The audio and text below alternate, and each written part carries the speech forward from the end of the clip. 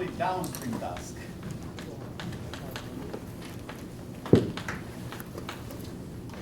This means usually it's not what you're doing or what the homework's about. Is that something for which what you're doing is useful, right? It's like saying, why are you going to groceries? The downstream task is to cook food, but going to the groceries is not the same as cooking, okay? The new downstream task, supervised classification.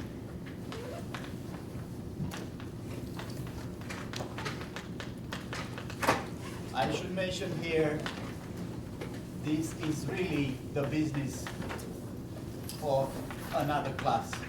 So I'm going to talk today about it. I'm going to take like maybe part of today and part of Wednesday to do what 6140 does in about 2 months or so. Okay, so we're going to recap in 1 week what 6140 has as a main object. For them, it's not a downstream classification. For that class, it's the main job, the supervised classification. Right? We're going to do a little bit just for you guys to have an idea, because some of you will not take machine learning, and then it'll be useful to know some of this stuff if you don't have the chance to take machine learning. But if you really want to do supervised machine learning, you should take that class. And now that we have this downstream task, we're going to do it with original features.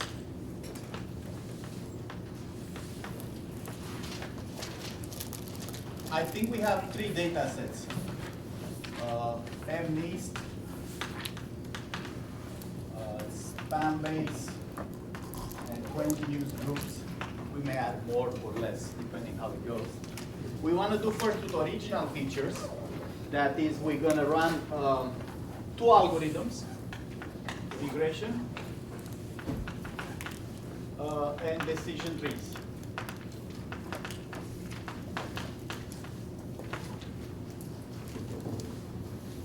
And we're going to do it with PCA features. Then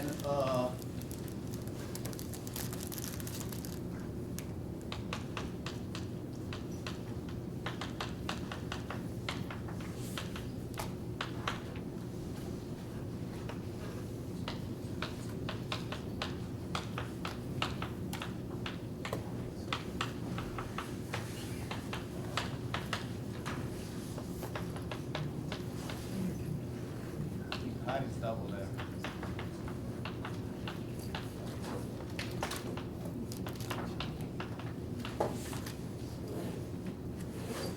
This is the job for homework 3A. More discussion will come up soon. I'm not keen on the deadline. The deadline of this homework for the code is exactly when spring break starts. You guys know next week is spring break. There will be no classes. I'm not sure if you're going to have office hours in the spring break. I think some of the TAs might choose to hold office hours, but it's totally up to them. I cannot ask them to hold office hours, but if they want to, they will. So they'll announce maybe not every day office hours, but maybe 2 days next week office hours. So the job in here is to do this, especially for students who do not take machine learning. If you already took machine learning, this is probably something that you've done much better than we're going to do it today. And then our purpose in this class is to focus on how to deal with data dimensionality reduction, aka features selection. And we're going to look at things that are reduced, especially for 20 news groups. Currently, the feature space is about 100,000, right? Features? Yeah. Well, we're going to ask, okay, how much can you do with 20 features instead of 100,000, or 200 features? So if I am to pick the best 200 words of those 100,000, how well, say, the classification task is going to run? Now, there are some practical concerns that we're not going to address, which is some of these feature selection mechanisms use labels. So you could ask, if you were to use labels to do this, then this is only applicable for supervised tasks, because you need the labels to even start the process, right? I mean, that's a reasonable question. But for now, we are more interested in the analysis, as in, for any one of these data sets, this comes with 54 features, right? So this is 784. This is 54, or something like that? Anybody knows? 57 and 58. 57? 58. 58. And this is 100,000 maybe? The question we're trying to ask this week is, okay, do we really need that many features to do that? I didn't add here, but for the ones of you that want to work on something extra, is to do this for clustering with new features or reduced features.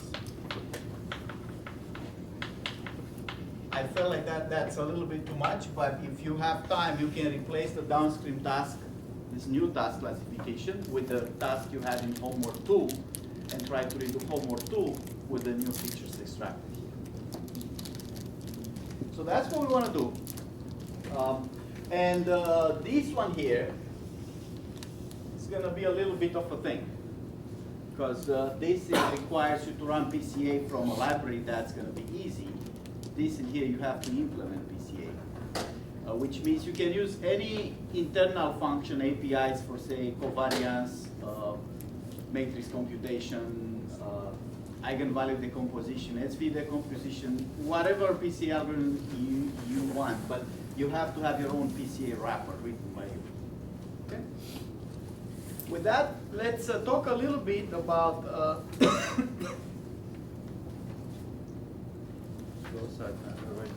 we should talk a little bit about regression and decision trees.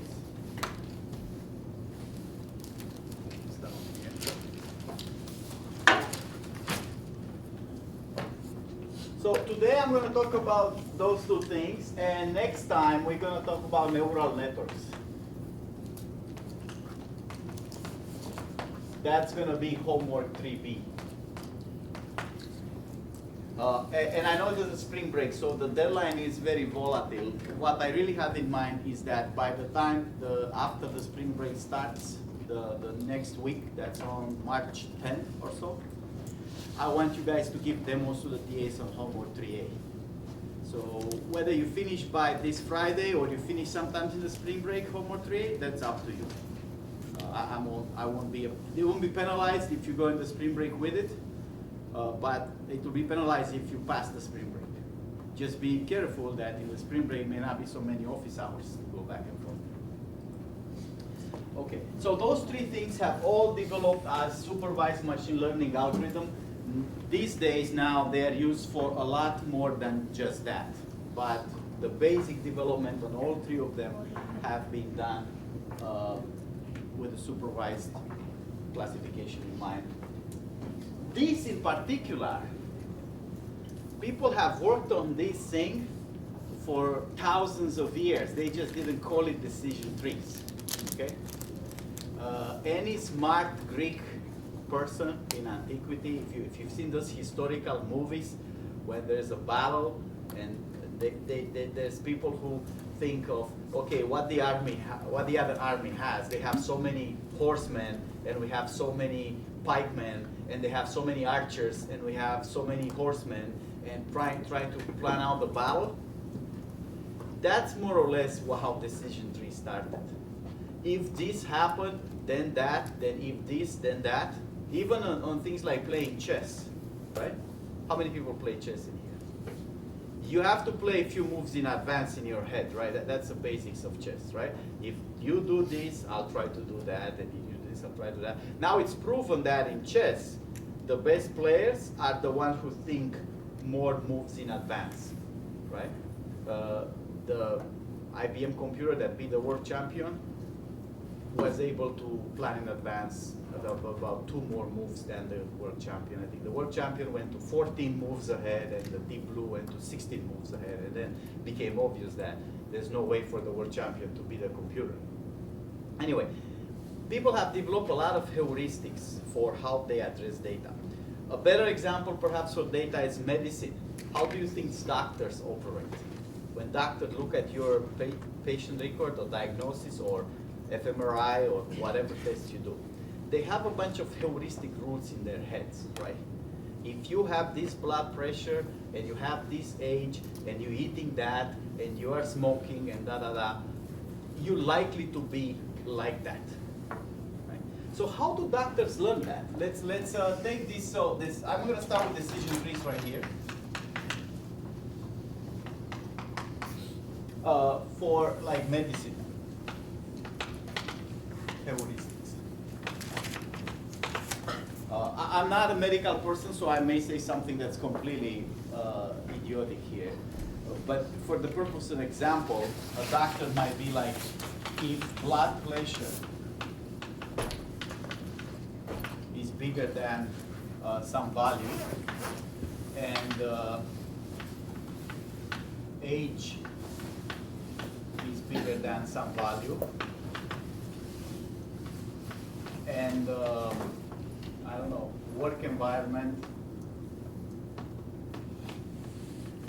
equal physical, say, those are some rules.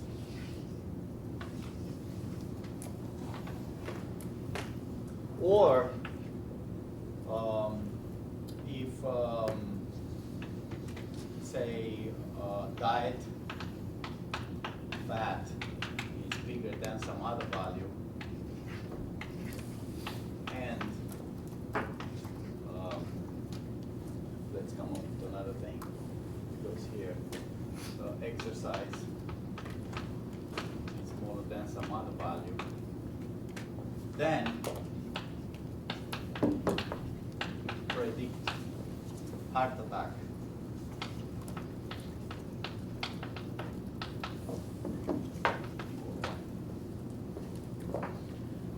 That's how a lot of doctors, you'd be surprised how many doctors all over the world have this kind of heuristics. They look at your record and some tests and say, you know, that's what I believe about you. Why is this? How do doctors figure this out? They go to the medicine school, right? And they've seen a lot of patients, right? The reason they know this about you is that because they've seen it over and over and over and over again, right? And good doctors are the ones who make these predictions very well with through the diagnosis, or you know, tell you what to do. And there might be another thing, is like what to do next. That's another set of predictions. Once the doctor figure out this is what your category is or what you're likely to have, what kind of medicine or treatment you should follow. So these kind of rules existed for a very long time, not just in medicine. Military planners for a long time did this, builders, architects, you know, a lot of sciences work by trial and error until somebody figure out the right rules and heuristics. Playing games, same thing. Even mathematics, a lot of the mathematics early on was developed by this kind of mechanisms. Now we don't develop mathematics that way, but up to about 200 years ago, a lot of things in mathematics were trial and error. Physics, even today, is most of it trial and error, and chemistry. So how a decision tree works, or the way you can, how many people took machine learning already? Heads up so I can see them, please. Okay, so significantly less than half. So I should tell you the story. For the people who took machine learning, you should have heard this story already. But the decision tree is trying to do what? Figure out these rules from data. Right? So if I have enough patients with enough diseases, with enough symptoms, can I figure out these kind of rules from data? Right? So how do we think of a decision tree? Here's all the data. So data is x, y, because x is the feature space, remember? xi is xi1, xi2, up to xid. So that's a data point with label yi. That's how we, and we have many of these. This is all the data. And what the decision tree does, it tries to find the split. It could be more than 2 branches. Maybe it has 3 branches.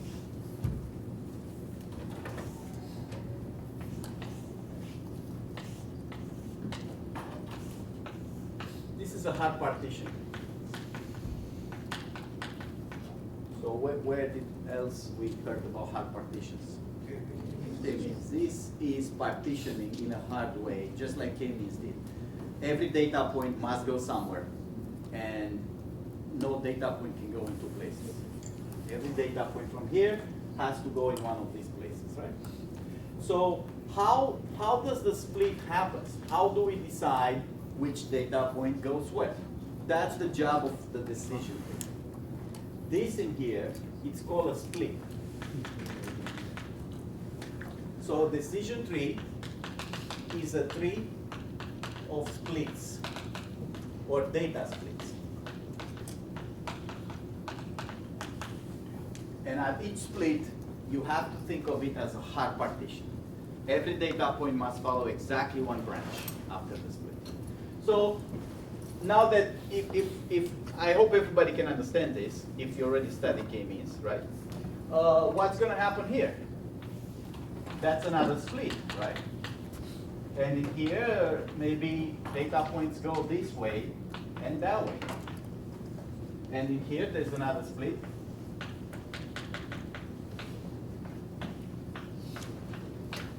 Maybe 3 boxes. And maybe in here, there is done, no split. That's possible.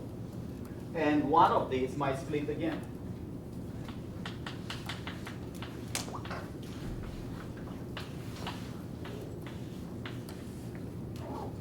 That's how decision tree looks like.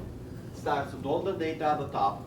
It does consecutive splits by some, of course, by some algorithm that we're going to have to specify. And at some point it stops. So done. So let's call done, X, X, X, X, X. And that's done. So it's either done or a further split. So what are the mechanisms that I need to develop? This is a very speed up decision tree lecture, right? So again, what other people spend 2 weeks, we're going to do it in half an hour, right? So what we have to worry about in here, what we have to decide when to split or no split.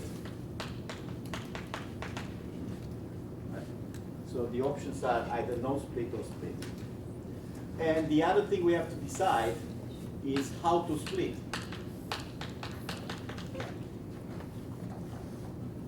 Those are the two things that the decision has. It starts with all the data, it's going and going and going. And at some point, it decides to stop some of these things. Who's with me so far?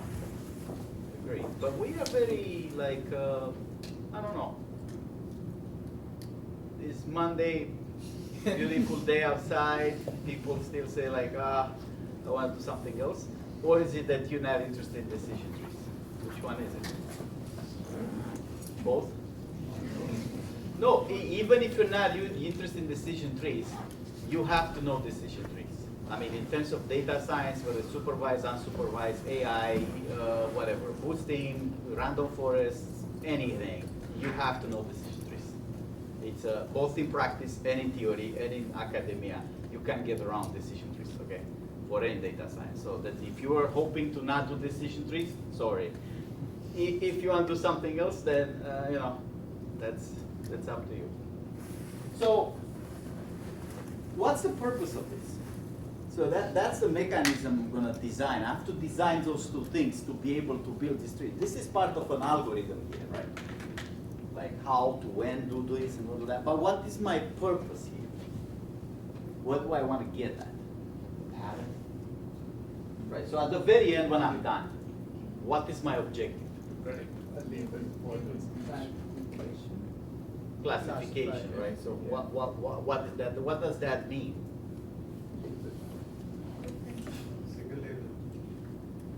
This is very similar with the K-means outside evaluation. How did we evaluate K-means? We created a partition of the data by K-means, right? And then how did we evaluate it? We did compute some scores that are non-supervised scores, like some objective, right? Intra-distance, out, extra-distance, things like that. But if we have labels, we can do a much better evaluation, which is we can check how the labels align with the classes, right? Remember that? So if we think of evaluation as a sort of matrix, these are the clusters, these are the labels. This is like a confusion matrix. And what do we want to see for a row, ideally? Only one high value, say 100%, and the rest of them 0. That means all that cluster go in that label class. And what we want to see for a column? Same. Ideally, there's all those label number 5, it will end up in one cluster. So it's kind of the same in here.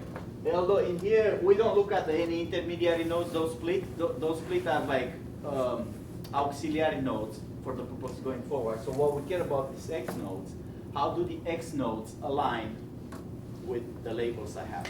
Now, this is not an outside evaluation. This is the actual evaluation, because in here we have labels and the task is supervised.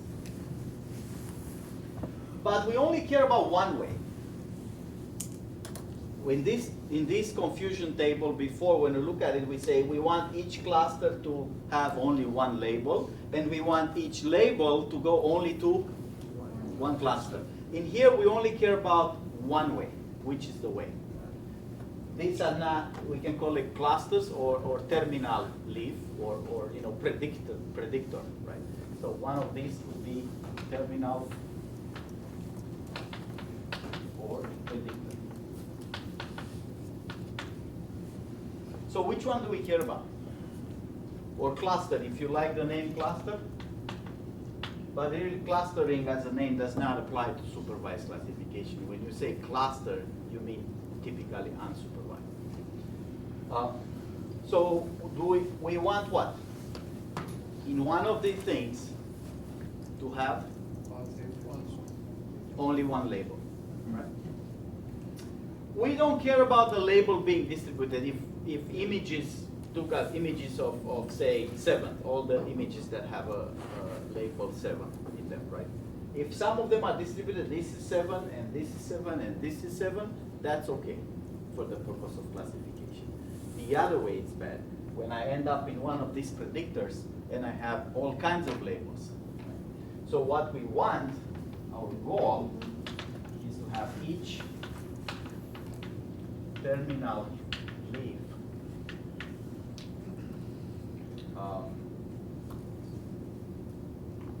mostly, I'm going to write this vaguely, mostly on one label. So this is a vague notion in English. If I want to write it technical,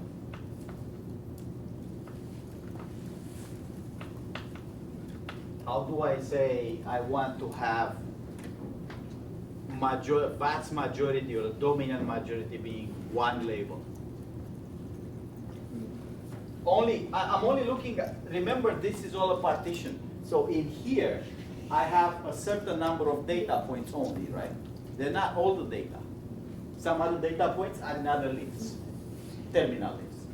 So in here, how do I write technically? I want out of all the data points here, most of them to be one label. Ideally, all of them have the same label. If I look at this entropy of a certain distribution of all the labels given this terminal leaf,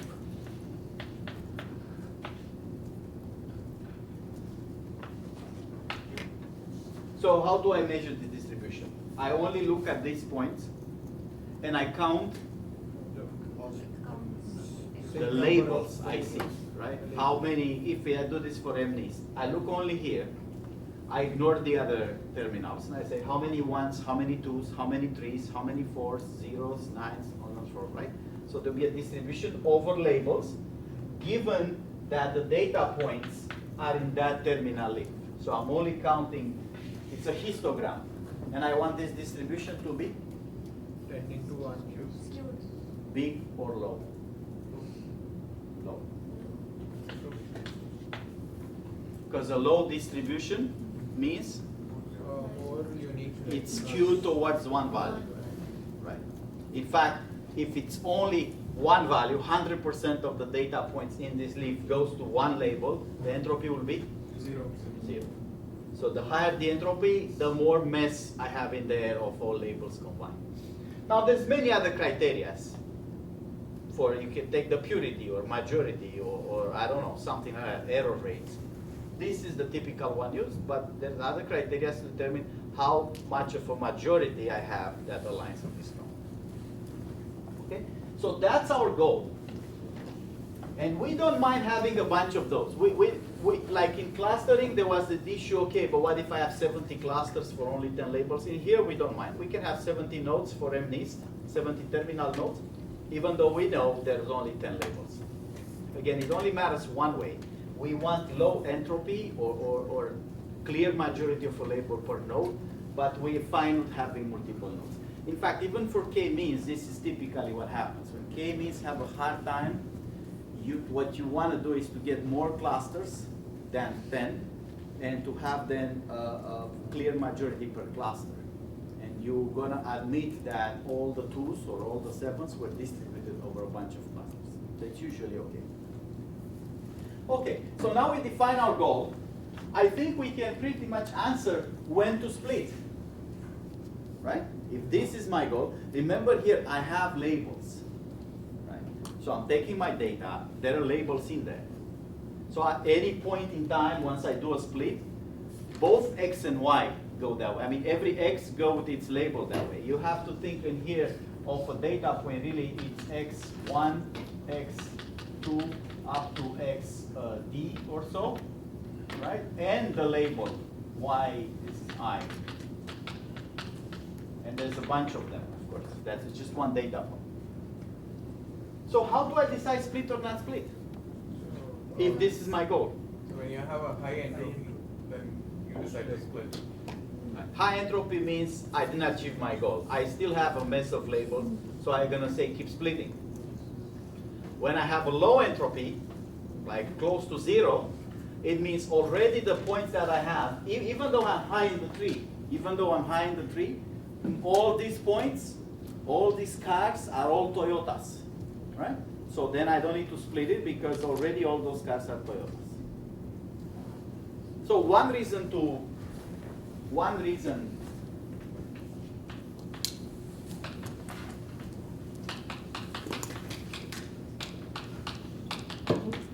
so you say when to split. Okay, let's do it this way. Entropy of labels given. I'm gonna call a terminal leaf. You know, I don't like to call terminal leaves by their ID. I could say this is node number 0, 1, 2, 3, 4, 5, 6, 7, 8, 9, 10. That's what people in math do. That they just label the nodes A, B, C, D, E, F, G.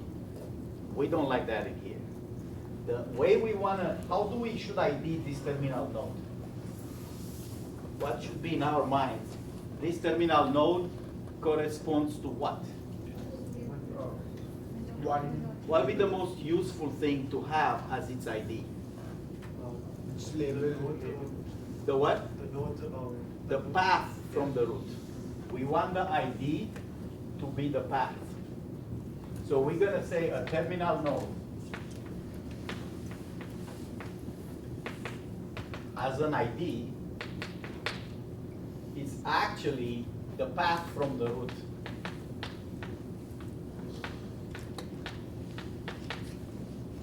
So from now on, for decision trees, you want to think of every node, not just a terminal node. Not as a node ID, node number A, B, C, like in a graph. In a graph, you typically call those nodes by some label, right, or number. You want to think in a decision tree as every node as the path from the root. So in here, instead of saying the entropy of the distribution of labels versus given a terminal leaf, I'm going to replace this terminal leaf with a certain path from root.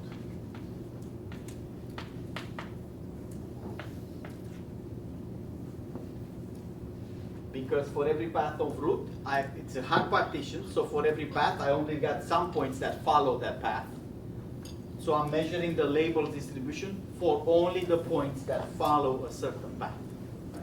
So I can think the data points in here are all the data points that follow this path. So the labels given the path, the current path,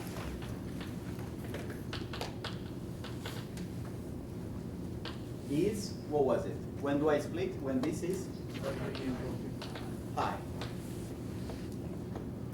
When else should I split or no split? So there's got to be high, low, right? Say split, no split. What else should I take into consideration when, so high means split? This is no split. What else should I consider when I do the split? That the entropy goes down. The next split has a lower entropy compared. Right, so another criteria is once I split, I have a certain entropy here, probably high, that's what I want to split. But then I get 3 entropies here, right? And even though this one's high, it says you should split. Well, if I split, I'm expect to get something out of the split. Like if I split and get nothing, what's the good split for? So the other criteria is the entropy after the split is low. What else should I consider when I split or don't split? Maybe there should be a threshold because you Threshold on what? number of splits means the depth of the tree. Depth of the tree. Depth of path. Current path. I don't think you mean the tree because the other branch doesn't have nothing to do with it. I don't care what's happening on the other branch. Decision trees, whoever's seen my algorithm class, are what kind of algorithms? Greedy. They only do what's best right now. Okay? So they don't, if I'm in this branch here, I'm trying to decide split or no split, I'm not going to spend time worrying about this other node. I'm only worrying about the current path and the current node right here. What else should I consider? So in principle, depth means what? If when should I split or no split? When depth is high, don't split, okay? So high or deep means no split. What else should I consider? So if this entropy is low, that means split, right? If the entropy after the split is low, that means the split is good. Especially when it was high before and low after. That's the ideal split you want to do, right? And it was high in the tree where I don't have enough depth. Once I have a large depth or long path, splits are not so interesting anymore. But we don't know why. Do we? Maybe overfit the Overfitting, okay. What's the last criteria I should worry about when I split? Number of current data points.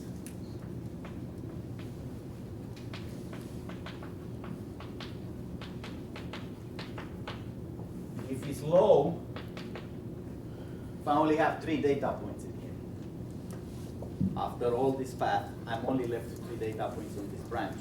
Should I? No split. Probably I don't want to split data if it's very little evidence in there. Okay. So I think we kind of solved when to split. In principle, we don't have any math yet, and I try to avoid the math today. It will be some in the notes, right? Because there's a mathematics that deals with entropy. If the entropy before the split is big and after the split is small, and the depth of the tree is not that big on that path, and the number of data points is still at least 100 or so, then split. Okay?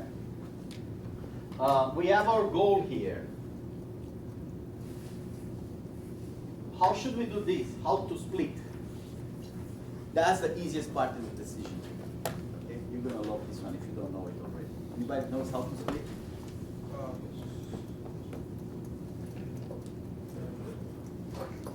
Very simple algorithm. It's gonna fit right here. Try all splits, all possible splits. Pick the best. Try all possible splits.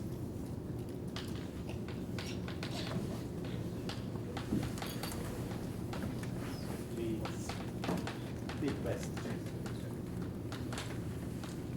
That's a very inefficient algorithm to say, here I try all splits and I pick best by some criteria, presumably based on this entropy. How much was the entropy before? How much is after? That's kind of like a reduction in the entropy.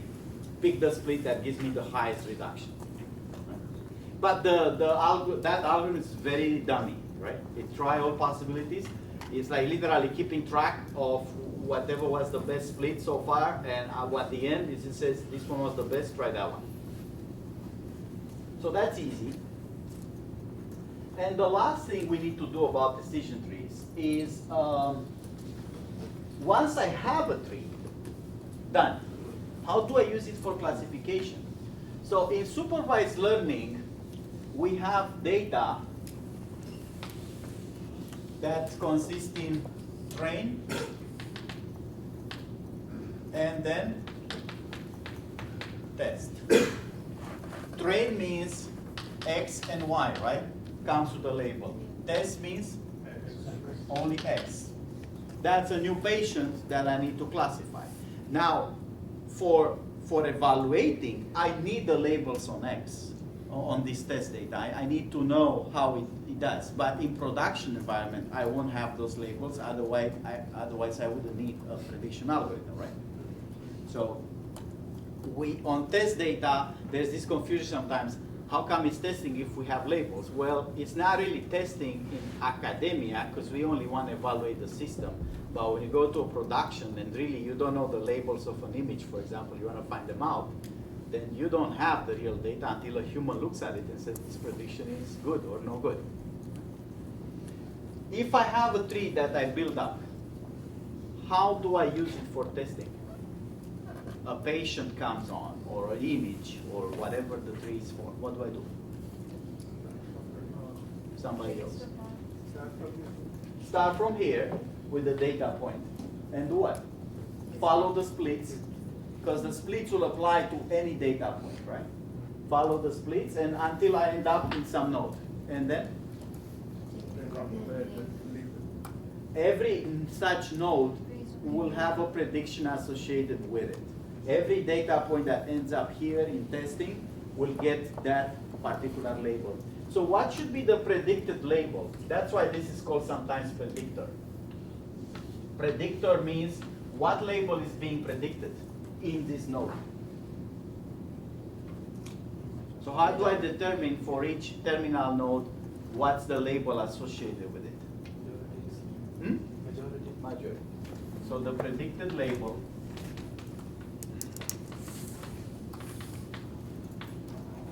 or terminal leaf or path is the majority label I that no.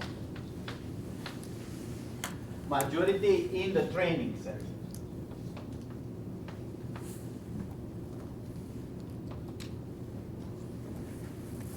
Make sense? So if in a training set, this is cars now.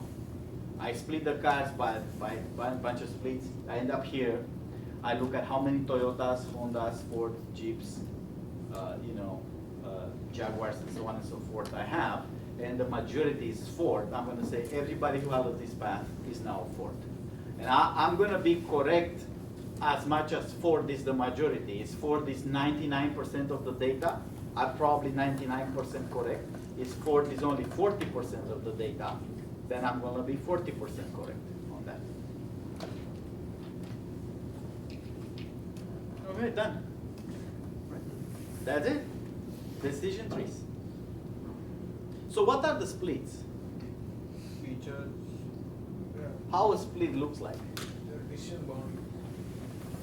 A split is typically a question. Is the feature f equal some value? Then I'll have what options? Yes or no? Or is a feature f bigger than a threshold? I'll have what options? Yes, sir, yes.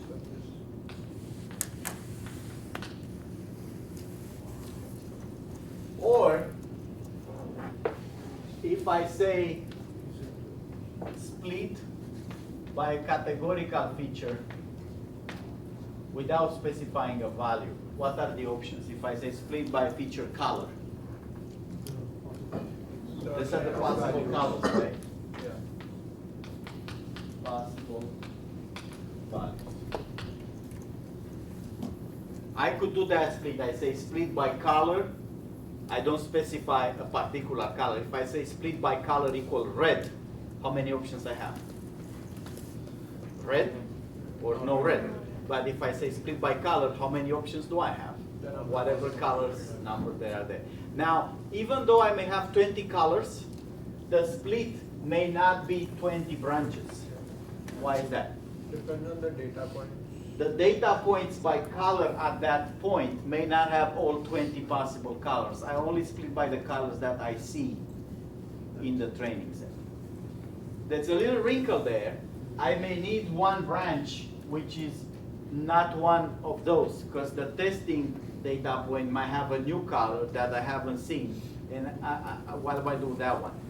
I won't get into those details, implementation details, because you're not going to implement the decision tree yourself. You're going to call a library, and you're going to follow that the library does. So I think that's the story of decision trees.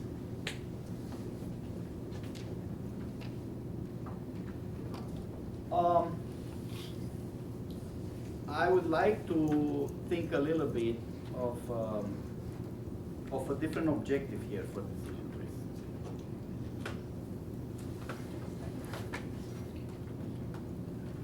Just a second. So there are two classification tasks. They actually call it different. One is classification. So tasks. Classification, which is essentially classify a data point X into a set of labels. Like in 20 news groups, I have to say which category applies, right? So that's one. What's the other task?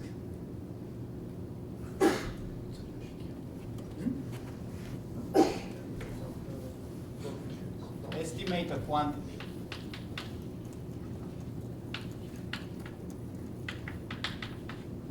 That is, you can call it quantity of some X into be a real number. So for example, if I have patients and I want to figure out the diseases they have or whether they have heart disease or not, what kind of task is that? If I have emails and I try to determine an email is spam or no spam, what kind of task is that? If I have images and needs 10 labels and I try to figure out what label applies to each image, classification. What if I have people, I want to estimate their salary based on education, age, skills, whatever. Salary is a real number. It's not a category. I mean, you can bucket it and say, okay, is it, if I say for the salary, is it be below 50,000, between 50,000 and 70,000, between 70,000 and 90,000, more than 100,000, that will be classification. But in general, quantities are spread over a more continuous space, right? So there are two kind of classification tasks brought to you. One is categorical classification, and the other one is quantity What should I do here? Can I, first of all, my tree works for what? Clearly classification. Can I make it work for this instead? So think about now, those are people, and they have features, right? They have age, they have education, they have, I don't know, skills, previous jobs, blah, blah, blah, blah, blah, blah. Even the company they work for, I try to estimate to get a tree or a model, tree model that gets me their salary. What should I do? So suppose I want to do the same. I have splits just like before, right? Features, smaller, bigger, whatever, whatever. If I end up in a node that says don't split, how should I predict something? Should I still do majority? No. What should I do? Average. Average of what? All the salaries that ended up here. So all the people, it's still a hard partition. So all the people that ended up here during my training, I'm going to say, okay, who's here? What is their average salary? That's what I'm going to predict. Right? So if I use this, my predictor of a terminal lead is now what? The average of labels at that path. Remember Y's are labels? So I could call them labels maybe because I did that. That is that now labels are real numbers. In here labels are categories. Most of those are binaries. Many tasks have binary classification tasks. Label is yes or no. Now labels are real numbers, so I can take an average. Or I can take a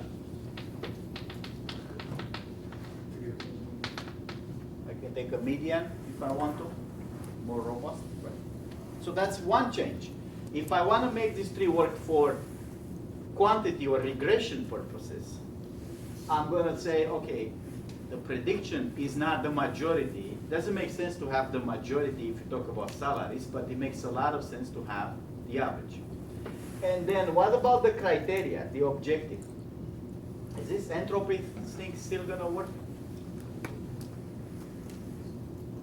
Well, I think I can try to make it work by bucketization. I take my salary, split it into 10 buckets, and then I can use the buckets to compute entropy now, right? I could say, okay, how many salaries are between 50,000, 70,000? How many salaries between 70,000 and 90,000? How many, and if all of them end up in the same bucket, I say the entropy is low. Don't need a split. But the problem with these things is like data could be very funny. Designing the buckets in advance could be a real problem once you haven't seen the data. You can imagine some salary buckets, and then all the data comes in, because you design this in principle in advance. What, like I said, 50,000, 70,000, 90,000, so on and so forth. But all the data comes from academia, computer science professors. There's like, everybody's over 120,000 now. So your buckets don't apply. So it's a real danger to set up data buckets fixed without looking at the data first and do some analysis.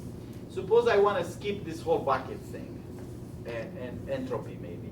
What would be a criteria? Kind of like an error threshold, like less than 10% of the actual salary, then it's a good predictor, something like that. So in here you're saying take the average and measure how many people are within 10% of the average. No, like if we're compared to their actual salary, like previous predictor. Right. And So I then- think his criteria here would be something like, let's write it here. I have my path, right, it goes down here. And I think in here I have a bunch of salaries. I have the average number, let's call that mu. And I think his criteria is something like sum over all the data points in this node here. I'm going to say path, everybody who gets here, between the average salary, that's the label of that guy, minus the mu, right? And you're saying if this is 10%, then count as a 1. Okay. So that is like a 1 for everybody who has the label I minus mu average, say bigger than 10%. So that's error now. What we're saying here is that for everybody who has the distance between the salary and mu more than 10% of mu, right? I'm counting as an error, and then the bigger the error, the more I need to split, maybe, right? Okay? Everybody else has a different idea? I don't say this is good or bad, it's reasonable. It may come to data domain specific things to how exactly you want your tree to work. But I think there's more well-known statistics that could be applied. If it belongs to a Gaussian distribution, it means that we do not have to break it because anyhow the data is concentrated towards the mean. If it's skewed on one end, on both the ends, it means that we have to break it more. Right, but whether we make an assumption the data is Gaussian or not, we still have to actually measure it when we run the training. So we can assume the data is Gaussian if we want to. When we build the tree, we have to measure for those data points that actually end up in that node. We can't go by the assumption. We look at those nodes, if they're all close to the mean. So we all have this sense of being close to the average or not. Well, what's the obvious way to measure if the data is close to the average or not? Variance, right? Another criteria will be, this is error, will be the variance of all these labels at that path, right? Those are, remember that those are numbers now, those are salaries. So if I measure the variance on all those people, salaries who end up there, what would be a criteria to not split? Low variance means everybody is already very close to the mean.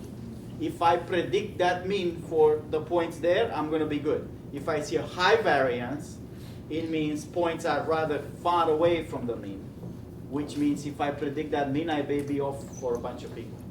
Okay? Remember the variance is roughly sum of or average of sum average of Li minus mu squared. Is that the average? Is the average of the distance between salaries and the mean squared, which is a regression objective anyway. So I could apply the same mechanism, the same splits. My splits, even these salaries, are still going to be people's features. Whatever splits I had before, it's the same splits I'm going to have now. But what am I changing to make my tree work for this? This is called a regression tree.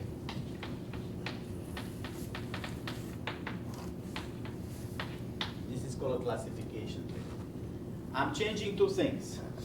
The criteria for split not split is based on variance or majority or something against the average. It's not entropy.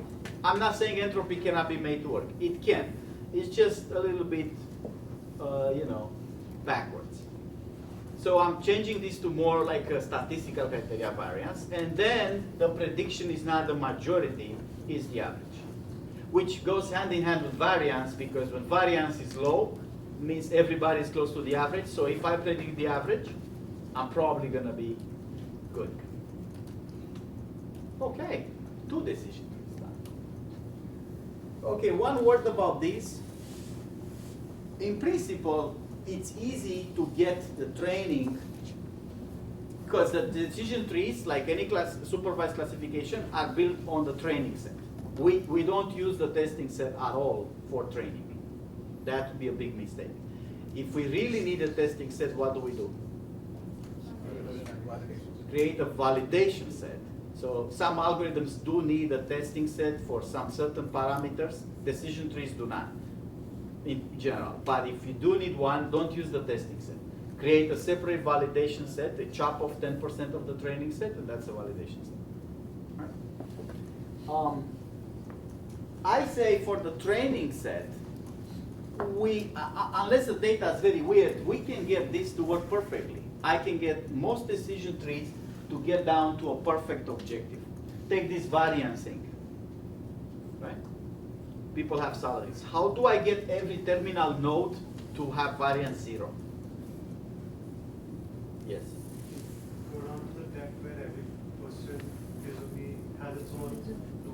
But do I have to go that deep?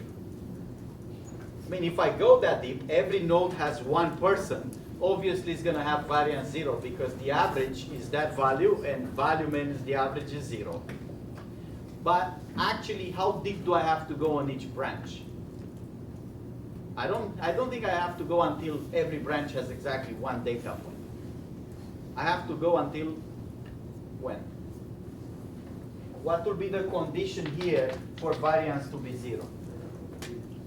Around All the same as me. all the same. Everybody has Same as- the same salary.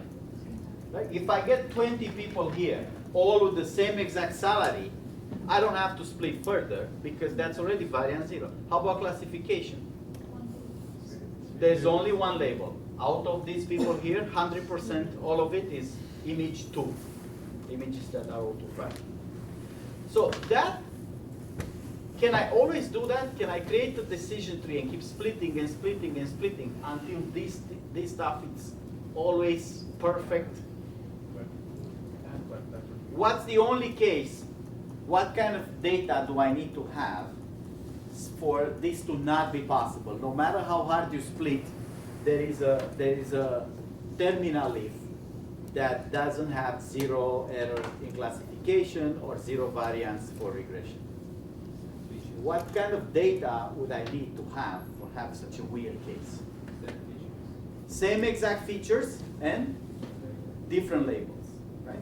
If me and him have the same age, name, ID, blood test, everything, but I have $120,000 salary and he has 110, no matter how much we split, me and him will be in the same bucket.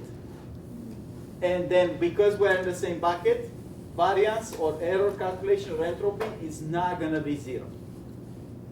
Hands up who's with me on that. Okay? The only case when a decision tree fails to be perfect, if you want to be perfect, is when you have duplicate features for 2 data points, like 2 images that are identical, but they have different labels. If you have 2 images that are the same exact identical image, down to the last bit, but one is a 2 and one is a 7, those 2 images will always be in the same bucket. So you cannot differentiate. But everybody can see that if this is not happening, we don't have duplicate features, we can always grow this tree until all terminal leaves have exactly 0 objective, like same labels or variance equals 0. There was a question? But wouldn't this be a case where we have selected the wrong features, like where the information is not relevant to the task? That depends. It may be very well that case, or it may not be. Maybe it's good to separate things. So I think the general bigger question is, even if that's possible, let's assume data doesn't have weird duplicates. Like, I mean, in practice, look at this data set, I don't think there's duplicates, like absolute duplicates. Like the feature values of one image to be exactly the feature values of another image. That's very unlikely to happen. So there's no duplicates, which means I can grow the tree down to perfect. Do I want to do that? Even though that's possible. Why I don't want to do that? There are many names for this phenomena. One is called overfitting. You learn too hard. You specify each path will be very, very long, right? The paths will start having 12, 15, 20 rounds, right?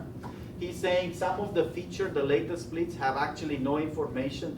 They're accidental features that I don't want to use for my split. What's the real problem with this tree? Not the computational problem. That if I train such a tree all down until all the labels have 0 objective, it's not going to work very well for testing purposes, right? This is so specific that no image or person or whatever I have will fit perfectly to these paths, only the ones I've learned from. So now I've got a model that's pretty much a lookup table, right? And it's like that image with those properties is in here. Unless I have that exact image again, it won't work for classification very well. Not to mention computational costs, these trees can grow exponentially at least in the beginning. Okay. So that's the decision tree part. And we're going to have to call a package, training versus testing, and measure performance for testing. Also, this won't have any soft pattern, right? Is there a version of a soft? Yes, but not for today. Okay. Probabilistic decision trees, we have a hard split like in K-means, If we were to do like feature selection using decision tree, which you have to do for the homework. yeah, how do we pick the features? Okay? How do we pick the features? If, say I build the tree, right? I'm building the tree or I don't have the tree. You have the tree. I'm Right. thinking like pick. If I have built this tree and Virgil comes and say, hey, I only allow you to use 10 features, which one will you use? The top features, right? Now, can I have duplicates? Can this be feature 7 here? And this be feature 5 and feature 5 here? Yes. Is that possible? To have the same feature 5 on several nodes? Can I have this as feature 4 and feature 5 later on? So if feature 5 on this path is the second round, feature 5 on this path is the third round. Can that happen? Yeah. Yes? Will it depend on the feature? Depends on the data. Yeah. Can I have feature 5 twice in a path? That was a question when I had an exam in machine learning. I asked this question. Can I have this feature 5 twice? Why not? Because it would have split by the. Because after split by feature 5, everybody in one of those buckets, like in here, has the same exact value for feature 5. If this was a color, everybody's red. It doesn't make sense to split again on color because everybody will go in one branch. So we don't have to worry about this. The tree mechanism will worry about for us. When we say pick the best split will never be one that everybody goes to one branch. You can easily prove that if all the data goes to one branch, you did not reduce the variance, you did not reduce the entropy. It's pretty much the same as before. Because I only move from this point to this point, all the data move here. Whatever property, say entropy, was in here, will be the same entropy later on. So I'll never pick the same feature on a path twice. But it could happen that on this path, feature 5 is the most useful here, while on this path, feature 4 is the most useful. Because these are different data points, right? Different data points. And for now, this is a hard partition. So every data point is exactly in one of these buckets. Question? Yeah, so every decision tree gives you a variable importance measure.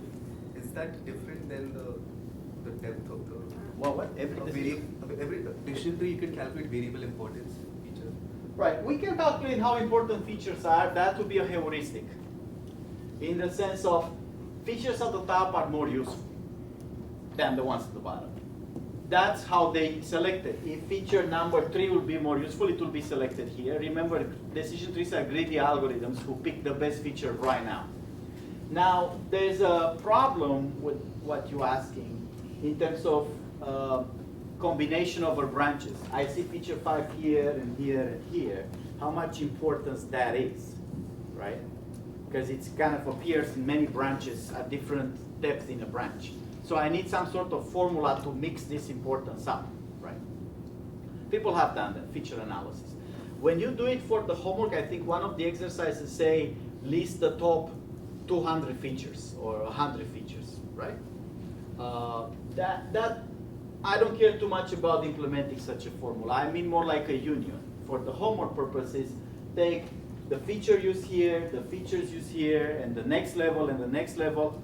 When the union becomes about 100 or 200, those are the features that we need to augment. Your question is relevant, and technically computing a score of importance score across branches, it's not a trivial problem.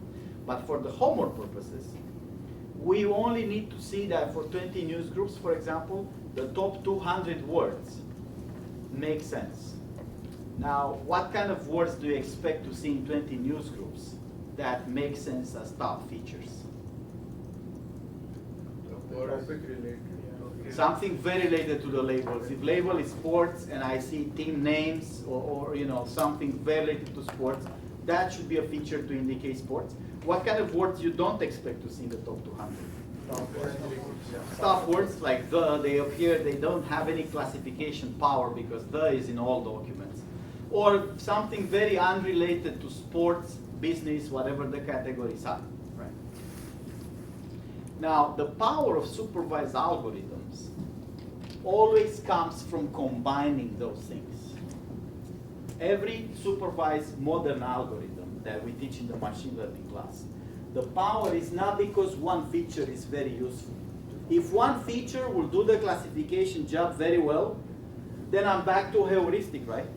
I'm back to being a doctor and say, if you have this blood pressure, you're sick, buddy. That's it. I don't need a classification algorithm to come up to one feature alone that determines the outcome. If that would be the case, we will already know which feature determines what outcome. The reason we need supervised classification is to build out of simple splits, because each split is very simple. It's either bigger than that, smaller than that. End up building a complex mechanism. So you'd be quite surprised when you run decision trees on data. You'd be quite surprised how the branches go. Most people who run a decision tree for the first time, they don't understand how come those combinations, if this is bigger than that, smaller than that, and then other feature has this property, how come that means he's sick? Okay?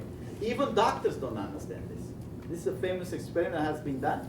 People took the patient records with labels, heart disease, they run a decision tree, and then they showed the doctor the decision trees. And some of the obvious rules the doctor know were at the very top of the tree. If this and that, you're sick. But some of the deeper branches of the tree, the doctors were like, oh, I didn't realize this. Oh, that's right, because this happens, but we didn't know it. That was 20 years ago when machine learning started being applied to everything. Most people, not just doctors, banks, airline companies, insurance, so on and so forth. Initially, when people, typically academics, run machine learning on their data, they were knowing the basic rules at the top. They were able to recognize quite easily, we knew that. We knew that if you have so many accidents, your insurance will go up.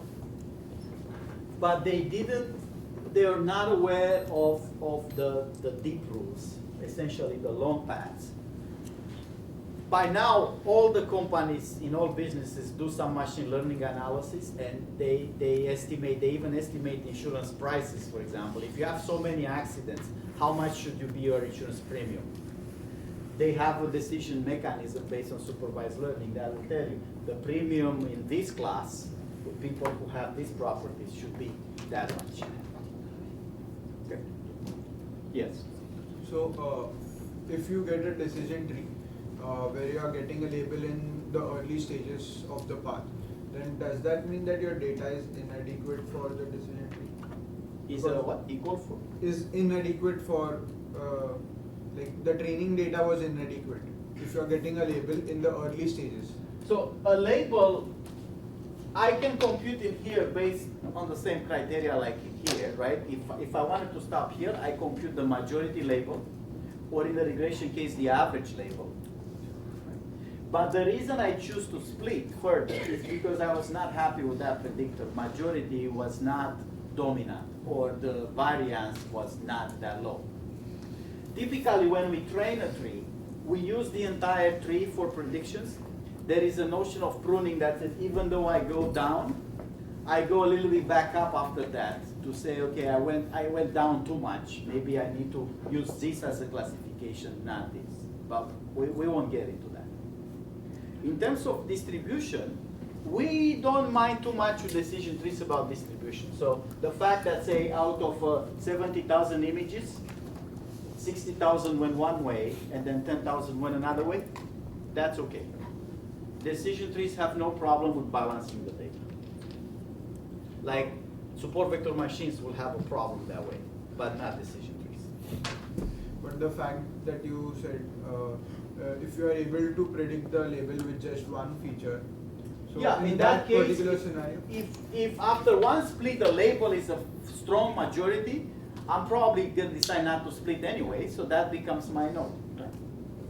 Every time when I can make a good prediction, I will definitely not continue splitting the tree. I don't want to split when I'm already happy with the prediction accuracy at that number. Okay. So that's decision trees. Remember training versus testing. You're gonna need to have for every data set very separated training versus testing as in different files on your computer just for safety purposes. Don't use one file with training set and testing set in it because that's typically a recipe for disaster. Separate that file into training and testing. Some data sets come already with training versus testing separate files. And make sure when you train your tree, when you build the tree, only use the training file. This is a much more common mistake than people realize. I remember our group, you guys familiar with the Netflix challenge for movies? We thought we were gonna win $1 million. Why? Because we included the testing set in the training. So then we did extremely well, but we didn't win $1 million. It was me with some grad students early on. Even as a distribution, just to estimate priors, you use part of the testing set. That could have important implications for any classification model, not just decision tree. So you want, for safety purposes, split the file into training, testing, any one of these data sets. And then when you build the tree, use just the training file. Don't even read the testing file until you have the tree already built.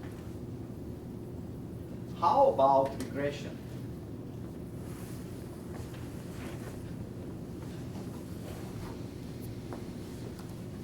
So there's 4 mechanisms that you should know even if you don't take machine learning class. Regression, decision trees, KNN, which you already know more or less, and the last one that you need to know without taking ML is naive Bayes. Now we may not have time to talk in this class about naive Bayes, so that's one thing that if you don't take 6140, you should definitely go check naive Bayes, how that works. But we'll talk about the other 3 in this class.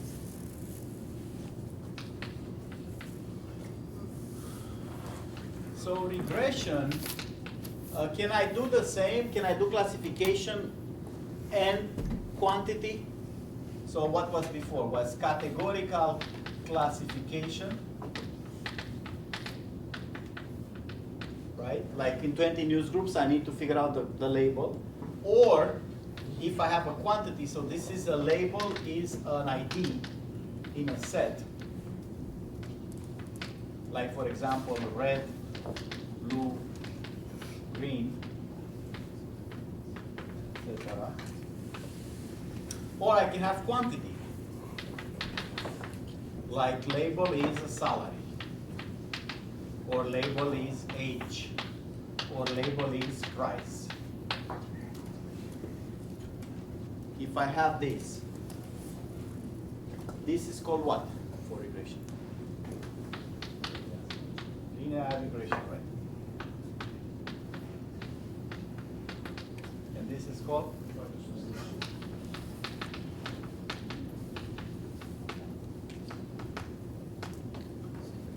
Okay.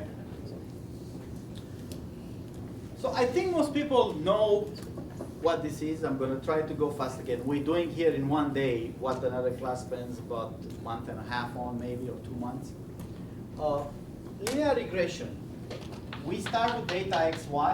I'm going to start in here at linear regression. This is my training set. Linear regression is a set of coefficients. What a regression model is a bunch of coefficients. Let's call them, they have the same dimensionality as the feature space. By the way, something I forgot here. What the tree, when you're done with the tree, what is the tree gonna be? When we build it up, right? We have the tree, how do we store it? Like what do we need to store? The set of nodes. We need to store the paths plus the splits. Sometimes we store the predictors too. Right? So we need to have that tree. We can store it in a text file or with pointers or in whatever mechanism in a way that I know what split follows after what split, so I know the tree structure. And for every split, I know the feature and the threshold being used if I use those kind of splits. And then the predictors are not necessary because I can compute them from data, but sometimes we store them. If you are in this path terminal node, predict this salary or predict this majority. So that's what a tree is when it's stored. Regression is a bunch of numbers. This is one coefficient per feature. And the objective is the one, so the predictor is what?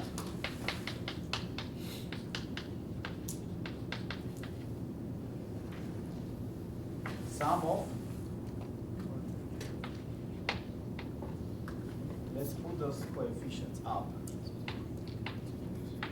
because those are indicative of feature. W, I, W, D, X, so when I compute the regression on a data point, I do a dot product. This is a dot product between the vector of coefficients and the vector x. Right? This is sum up every component times the coefficient.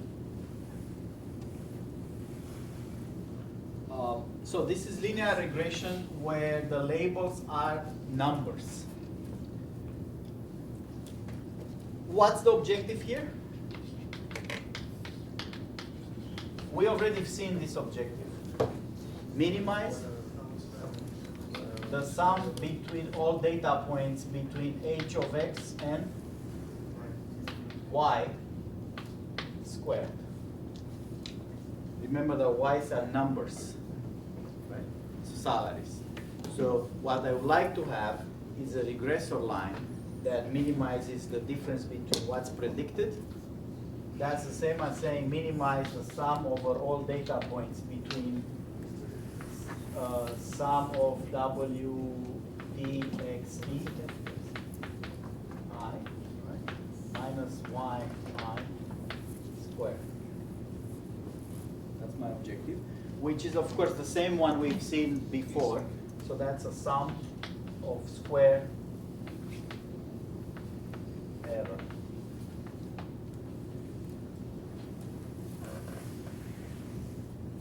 This is just the training set. How do I predict with regression?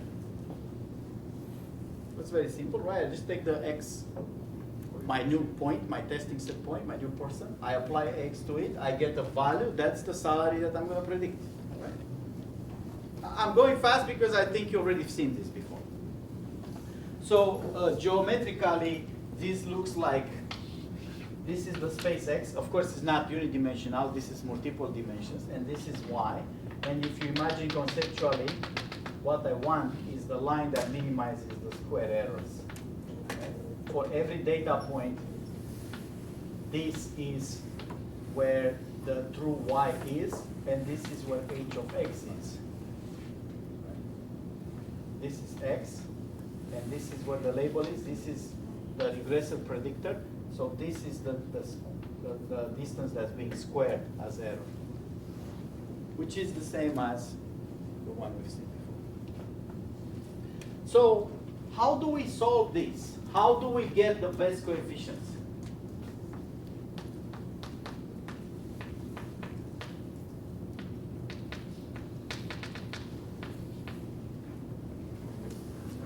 Anybody knows that?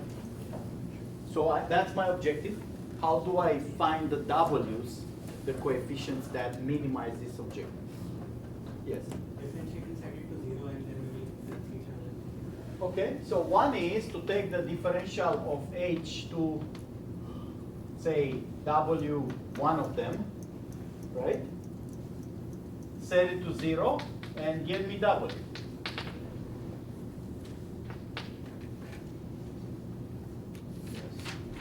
That'll be for every coefficient, right? Because t is from 1 to how many dimensions are there?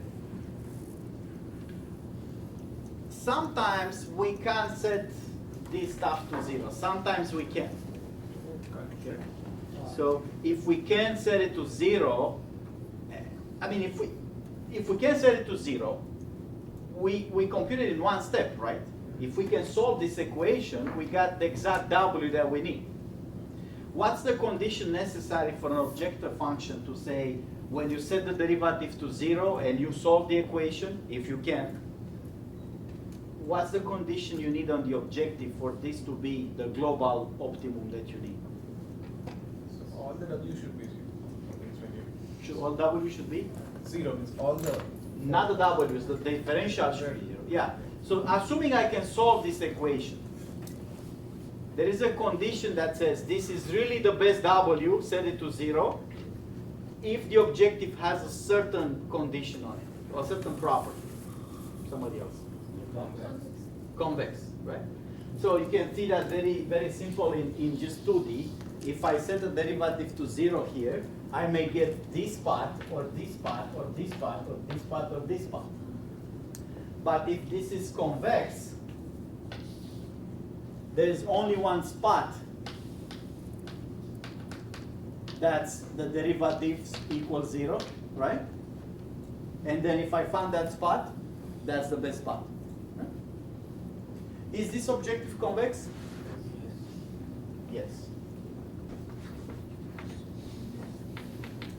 So it means if I can find the local optimum, that's global optimum. Great.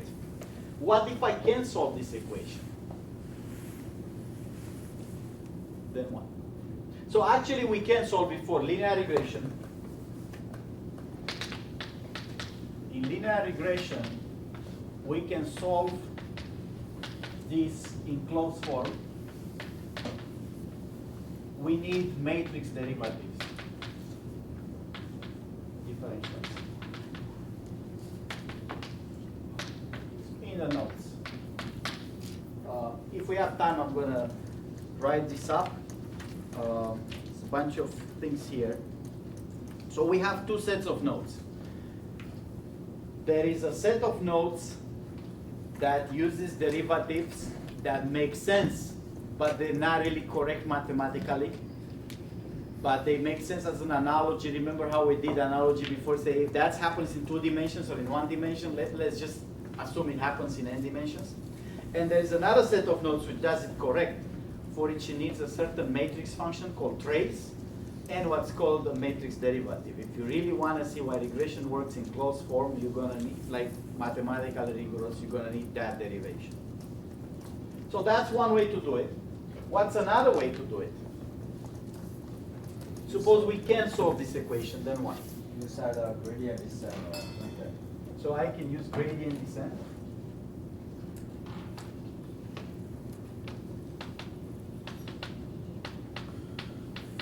Gradient descent doesn't give me the exact W I need in one shot. If I could do that, I'm done. Gradient descent does what? It kind of walks towards the best W, right? So gradient descent says we want to solve the equation f of x equals 0 for some f, right? If we cannot solve it analytically, what do? We look at the plot. We start with x0 in it, and we say, here's my function that I want to solve, and here's my x0, my initial value. I want to find a spot when it's 0, right? I want to find the root. What does gradient descent do? Takes the derivative here, and says from x0 move to x1. Move towards the 0. Now, x1 is not the value I'm looking for, but it's getting closer. So it's a trial and error thing, but an intelligent trial and error. It doesn't pick the next value at random. It picks it towards where it thinks it's going to be 0. What happens if I jump on the other side, here, by accident? Suppose I get it here. I'm going to take a derivative here, and I'm going to get to this value. So if this is x7, this would be x8. The next one. So gradient descent has this property that wherever you are, the next value, it's kind of in the direction of the 0 you're looking for, the root. But it may jump around a little bit until it finds the root, and could be very slow around there. Okay? So we have an example here of a gradient descent. This is one of the things that you have to know. In this class and in many other classes, you have to know how gradient descent works. So I'm going to write here an example of that. This is much more important than the linear algebra. The linear algebra matrix equation form, this is only theoretical. In practice, even if we can solve these equations, we do not. In practice, we only use numerical optimization.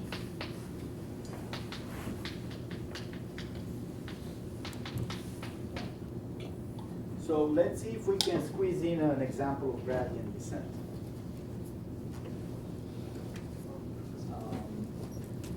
Here's a function, g of x equal x minus 2 squared plus 1.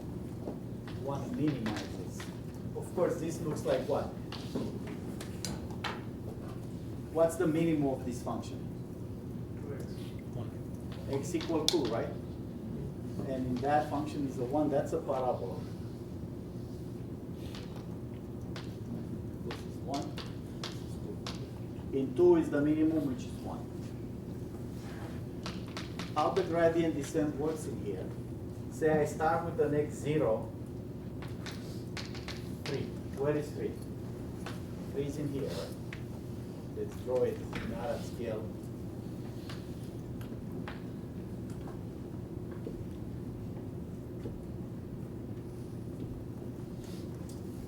So I do differential of j, I differential of x, and I get what function? If I differentiate this function in x, I get 2x minus 4. So I compute this differential in x0.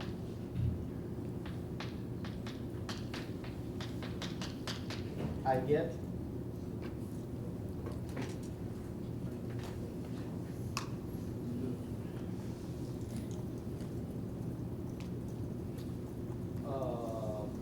what do I get? 2 times 3 minus 4, right? Which is 2. So now, how do I update? My next point is going to be x0. x0 minus lambda as a constant times the differential of x0 by x. So this is going to be x0 was 3 minus, let's pick a lambda here of 0.25. So that's 1/4 times this, which is 2. So how much is that? 2.5? So what happens is, I went now into a point that's 2.5 here, and I have to do this again. If I repeat this, differential of j in x1 at x is what? 2.5 minus 4, that's 1. So my next point is going to be x1 minus lambda of this differential, 2.5 minus 0.25 times 1. So how much is that? 2.25. Okay. We're going to keep going that way until it gets close enough to the. When do we stop? When do we stop? When we have to stop when this is close to 0. Because when it's close to 0, first of all, this update will do nothing. And second of all, when it's close to 0, we probably are at the root already. Right? It's when differential is 0, so that's the optimum we're looking for. but it may take quite a lot of steps to converge. Now, I know this is not a lecture on gradient descent, so some of you might have seen this and may know what it's about. Some of you may not have seen this and may be like, wow, wait a minute, what is this? You taught me gradient descent in 5 minutes. If you have not seen gradient descent, you have to study it. We don't have time to really spend on gradient descent, but you have to study it, and you have seen it, you have to recap it, okay? This is very basic method. It's more like for academia purposes. In practice, there are much better numerical optimization methods than gradient descent. You may have heard of Newton's method, variational inference methods, so on and so forth. Those are much more fancy numerical optimizations that people use in practice. But the basic one that you absolutely have to know is gradient descent, which is walking the tangent, the derivative, little by little until I get to here. It's very easy to do this in convex objectives because you're always going to drive to that minimum. Now, why do we always use a numerical optimization, gradient descent, or Newton's method, or other things, even when we could have done it with linear algebra exact in closed form? The problem with linear algebra in high dimensions is the same problem that we've debated on Gaussian mixtures and other things. While mathematically those equations are correct, it's very, very unstable. Taking inverse of derivatives in high dimensions makes it extremely impractical, even for 20 dimensions, let alone 700 dimensions or 100,000 dimensions. So in practice, even if we could solve it theoretically with MATLAB, with matrices, and there's some equations that I have exactly. Let me give you, I'm going to do this next time for regression, but I can give you an answer here right now.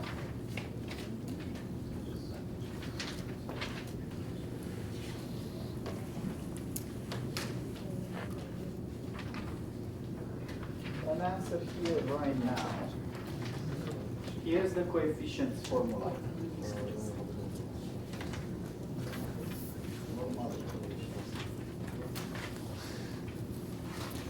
The vector W as a vector is x transpose x minus 1, x transpose 1.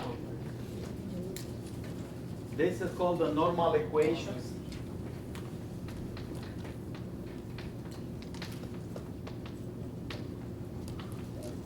And we've seen this matrix before, right? X transpose x. What was this? Roughly the covariance matrix, right? So that's the same, our old friend, the inverse of the covariance, which is never going to work, right? This is X transpose, and this is the label vector. So if you could take the inverse of the covariance matrix, you perhaps could find the coefficients of regression. Right? There's a derivation here, a few lines of derivation that says this is the absolute global optimum for that objective. But in practice, we don't use this. We use a numerical optimization method. Now, I'm going to finish here, but with one more thought. How do I move from regression? So in decision trees, we did it first for classification, and then we changed the tree to make work for regression, right? In here, we did the quantity, the regression. And then, how do I take this and make it into a logistic regression? What I need now is to transform those predictions that are real numbers or scores into categories like red, blue, green, sick, not sick, 2, 3, 4 image, label. How do I do that? That's a form of nonlinearity. Like sigma. Right. So I have to find a function in here that for logistic regression.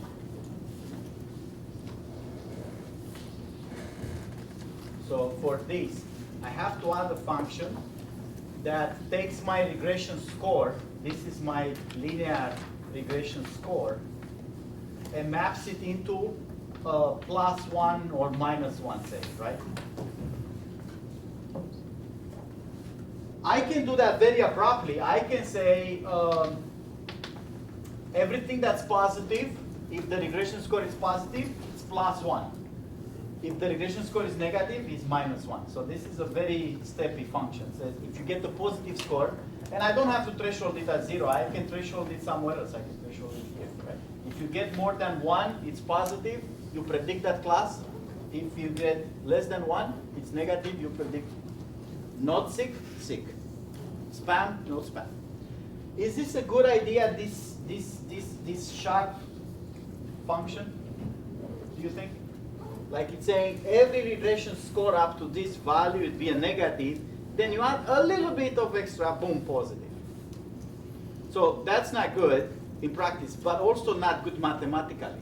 Those sharp things with many corners in them, no nice with math. We don't like sharp corners in mathematics. So what do? We do round corners, right? We say, why do this when we can do something more nice, like this, right? And then the advantage is not only the math works out better, but we can interpret a lot of values in here as probabilities or something that's not all the way there or all the way. It's not a step function anymore. There's a graduation here. It's something here I'm saying I don't know what it is. This is I feel more confident it's on that side, so on and so forth. So if we add a smooth function on top of the regression score, we get a smooth classification. It's not a black or white. There's a lot of gray degrees. So that's what we're going to do. But you don't need, so the notes are for theoretical people because for the homework, you can use a package to implement linear regression and decision. So, oh, one more thing. You don't have to figure out the regression equations because you're going to use a library, but you're going to be asked to use a library that allows you to list the top 100 features. So once you get the regression working or the decision tree working, you're going to have to say, okay, the top words in 20 news groups were the following, or the top coefficients, regression features for MDs were the following. You don't have to.